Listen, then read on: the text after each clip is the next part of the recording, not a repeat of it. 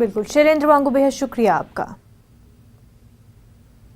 इस वक्त एक और बड़ी खबर आपको बता दें, जम्मू कश्मीर से जुड़ी हुई यह बड़ी खबर है। पुंछ सेक्टर में दरअंदाजी की कोशिश को नाकाम बना दिया गया है। बीती रात दरअंदाजी की कोशिश की गई थी, सिक्योरिटी फोर्सेस ने इस कोशिश को नाकाम बना दिया है। PRO महकमे दिफा जम्मू ने बयान जारी किया है।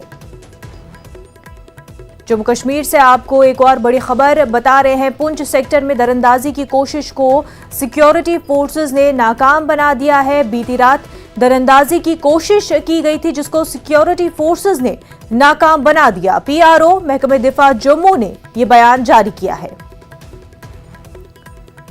एक और बड़ी खबर आपको बता दें, टोक्यो पैरालंपिक्स हाई जंप में हिंदुस्तान को चांदी का तमगा हासिल हुआ है। प्रवीण कुमार ने मर्दों के हाई जंप मुकाबले में चांदी का तमगा हासिल किया है। तो काफी अहम और खुशी की खबर, टोक्यो पैरालंपिक्स से हाई जंप में हिंदुस्तान को चांदी का तमगा हासिल हुआ है। प्रवीण कुमार ने मर्दों के हाई जंप मुकाबले में चांदी का तमगा हासिल किया है।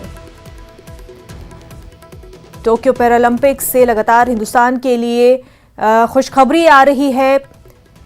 जो खिलाड़ी है वो टोक्यो पैरालंपिक्स में अपना जलवा बिखेर रहे हैं। वहीं इस वक्त जो अहम खबर सामने आ रही है, हाई जंप में प्रवीण कुमार ने मर्दों के मुकाबले हाई जंप में चांदी का तमगा हासिल कर लिया है।